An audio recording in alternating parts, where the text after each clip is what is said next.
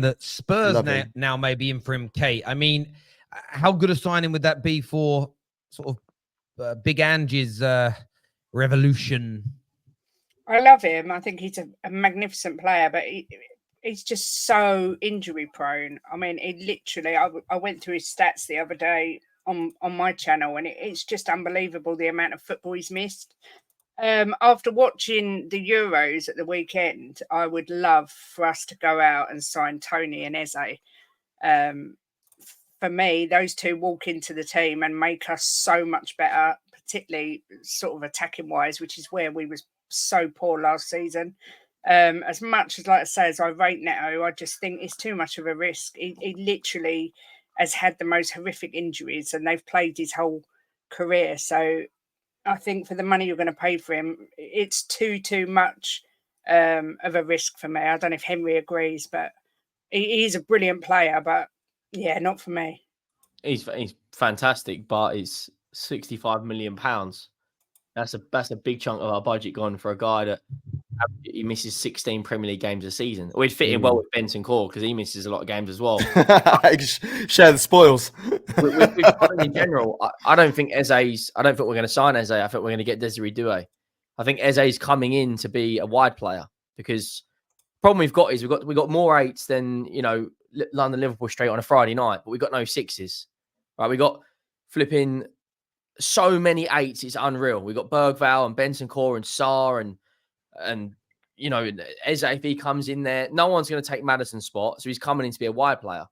Now, Desiree Doué's had one season in France, and he's going to the Olympics with Thierry Henry, but I don't know, I'm thinking, mate, what are we, okay, we brought in a fantastic youngster in Gray, but just go and get Toney. He's there. He's got a year left on his contract. He's homegrown. We've got a homegrown problem.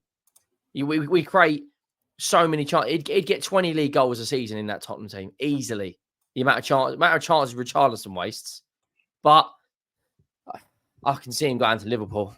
If I'm honest, I think what's Ivan Toney. Yeah, what's happening with Cody Gakpo? He wants to play down the middle. I don't know if he's going to be like Nunes, Henry. He wants to work with Nunes. Yeah, but you can't have just one striker though. If Cody Gakpo and Diaz both go, they got Salah, Nunes.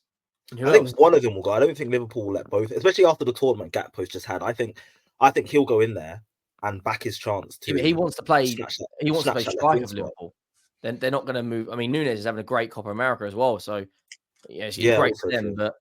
But Toney's it's £45 million. I really want him at Chelsea. I've been a big fan for 2-3 years now. I think he's one of the best strikers, comfortably a top 3 striker in the league. And it's particularly with Spurs, you've just lost Harry Kane. If you want someone to sort of bring what Harry Kane does, not to the absolutely unbelievable levels, but if you want someone who can hold up the ball, it's a like change. Good in the air, dead ball expert, you can't really look any further than Ivan Toney. And he's done it in the Premier League. He scored 20 goals the season before he got banned. Yeah, I'm amazed that even. I think it's a character problem with him, though. I think clubs rate him as a player. I just think that's no. I'm not saying it's true or false or anything like that. But I just think the clubs rate him. But I just think some of the stuff has come out about him saying, "Oh, I want to play for a really big club. I'm ready for the step up. Oh, fuck Brentford. Blah blah blah." I think clubs are looking at that. I'm just a bit especially I'm not sure how culture focused Ange is, because obviously we know Arteta, if someone's not the right character, he won't even look twice at you. But I think a lot of clubs are looking at Toney and thinking he's a good player, he backs himself and he should. But is the character really there?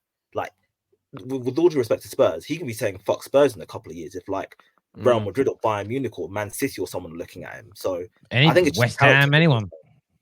Spurs, isn't it? Oh, he's such a bitch. I don't think Toney does have an attitude problem. I've said I disagree. I think he really doesn't have an attitude problem. No, I don't think he does. I think do you know what I think where that came from? I'm going to blame a small percentage of Arsenal fans. When you guys are heavily linked with him, he was the best thing since sliced bread. And then when the links died down, certain people online had to create a narrative as to why you were walking away. And that's where I saw it stem from. I know there was the F Brentford thing, but the man was just trying to pull. And with every single man in the world, has had a couple of sherbets and has acted a little bit silly around the fairer sex. Every single man on God's green earth has done that. You don't even need to have a couple of sherbets. And for me, if I was his manager, I wouldn't even be saying don't do that. My biggest thing would be, which one of your friends filmed that and sold it? Don't get caught. And footballers probably saying, not just footballers, people, every single one of you men in here. I'm not going to say it to the ladies because lovely, respectful, beautiful ladies. But every single one of you geezers has been in a pub with your mates and said a madness, having a laugh, having a joke. It's the idiot friend who filmed it and sold it to a newspaper. That is who I've got the problem with. And I'd be saying to Toney, you've got to cut that knobhead out of your life. But other than that, go have a little bit of fun. I don't think there's anything wrong. You watch Ivan Toney with the England players in interviews the way he is.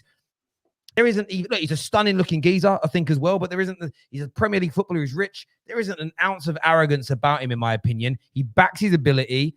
There's never been a single story of bad behavior, drunkenness, lateness. Yes, there was the gambling situation. But this guy was gambling on his own team to win. I don't necessarily think that's that bad in terms of morally.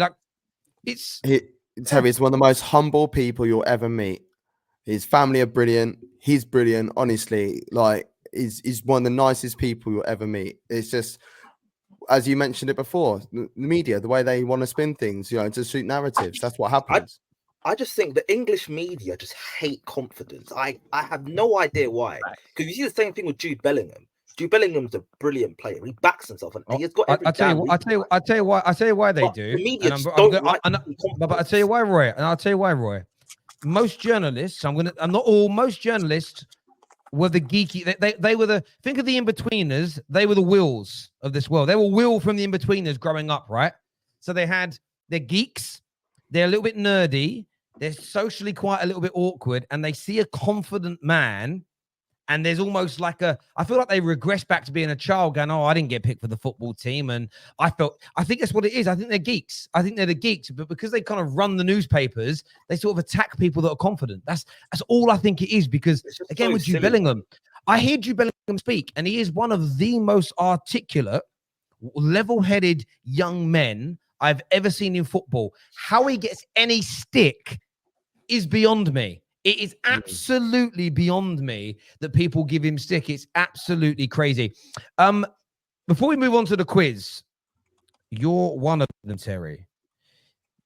What? Me? When have you ever heard me? The only time I have an issue with arrogance is when you're arrogant and don't deliver. Because it's like you've got to have if you're going to give it the big one, you've got to deliver. I ain't got a problem with arrogance. But state me a situation where I've stated that. Show me. Prove it, you mug, Ashley. I bet you can't. Prove it, and I'll pay your mortgage for a year. Don't delete your account. You help. No, you're misfiring here. How am I misfiring? How? What have I said that's wrong? Explain. Maybe there's a few geeks in the maybe there's a few geeks in the comment section feeling a bit hurt right now. Sorry if it hurt you. Sorry now. Yeah, exactly. CK. I don't know what Ashley was on about. What he was on about at all. It was a joke. Oh, it was a joke. Sorry, Ashley. So, all right, Ashley. I apologize, mate. I apologize. I was joking too. But right. I wanted to say something. I lost my mind. We're going to speak about you. I want to speak about Ugarte